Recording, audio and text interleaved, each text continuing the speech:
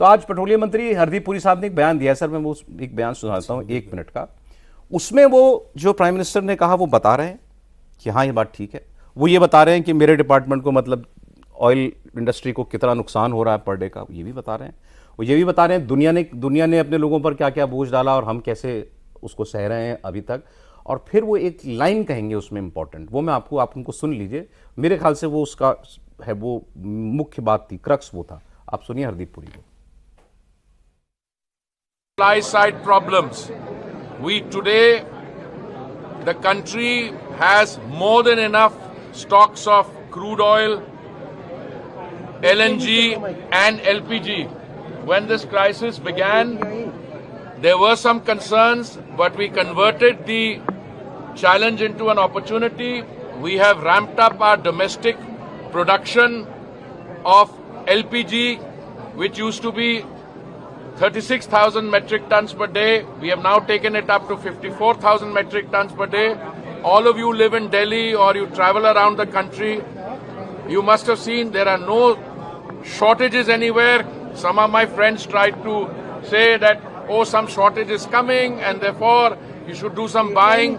That was also short-lived.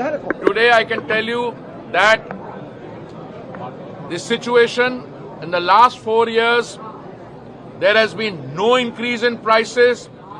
Today we are in a situation, we don't know how long the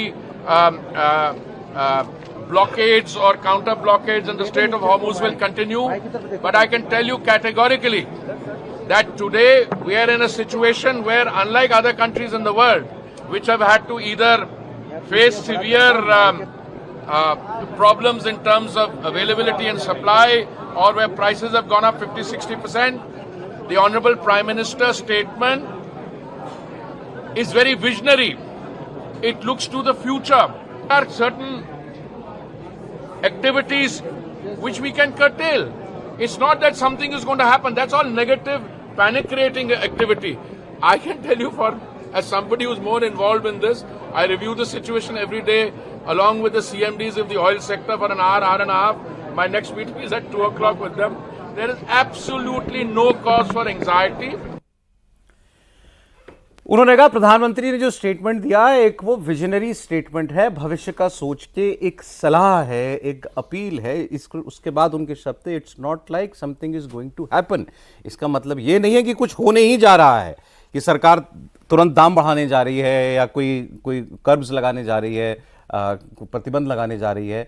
तो उनका कहना यह है कि भाई समझदारी तो इसी में है ना, अगर कोई संकट का समय चल रहा हो और आपकी जेब में अभी तो पैसा है, आपको पता है कि भाई मैं अपना काम तो निकाल लूंगा, लेकिन दुनिया अगर आसपास परेशानी दिख रही है तो किफायत में रहने में क्या बुराई है? क्या इतना ही भर है जो सरकार और प्रधानमंत्री कह रहे हैं सर, या इससे ज़्यादा? देखिए, जहाँ तक तेल और उसकी बात है, जैसा उन्होंने कहा, छोटे छोटे सिलेंडर जो प्राइवेटली लोग खरीदते थे, जो गरीब आदमी है, उसको उस समय कुछ दिनों के लिए ऐसा लगा ना कि पैनिक हुआ, छोटा कहीं ढाबा लगा रहा है, कहीं सड़क पर अपने ठेला लगा रहा है। लेकिन आप देखिए सब जगह कहीं कोई हाहाकार नहीं है। पैनिक अच्छा है कि आपने प्रोग्राम कर रहे हैं। कुछ जगह तो जवाब में यही कहा गया कि भाई पैनिक तो आप ही पैदा कर रहे हैं मीडिया वाले। मुझे लगता है कि भाई हम लोगों को दोष देंगे, आप अच्छा कर रहे हैं, कम से कम एक गनीमत है। इसलिए मेरा ये मानना है कि आप यदि उसको प्रचारित कर दें कि देखिए आप सफाई रहना है, नहीं ऐसा है कि यदि सफाई नहीं हुई तो तुमको डिसमिस कर देंगे, आप उस तरह से जो इंटरप्रिटेशन करके जो किया जाता है, जो हमारे यहाँ का आप देखिए कि जो मूल्य बढ़ा है, उससे हमारे यहाँ की रिफाइनरीज और हमारे यहाँ के जो प्रोडक्शन वाले हैं उनका मुनाफा भी इस तरह से भारत की इकनॉमी की दृष्टि से मजबूत है, इसलिए इस भाव पर दे पा रहे हैं। मैं उनकी बात कर रहा हूँ, मेरी कुछ लोगों से बात हुई है जो इसमें इसको कह सकते हैं कि आप खोज में भी लगे रहते हैं कि कहाँ और ऑयल मिल सकता है। कुछ बड़ी ऐसी कंपनियां हैं जिनको लोग नहीं ज़्यादा जानते, खाली एक ही जानते हैं कि इधर ही है, लेकिन इसके अलावा वो कंपनियां पहले से भी काम करती हैं और अपोजिशन का पीछे। मैं अभी सोने पर बाद में यदि बात करेंगे, पहले मैं तेल की बात कहूँ, इसलिए कि देखिए वो उनका हमेशा एक वेस्टेड इंटरेस्ट रहा है कि बाहर से आता है, उस पर से हमारा कमीशन क्या है।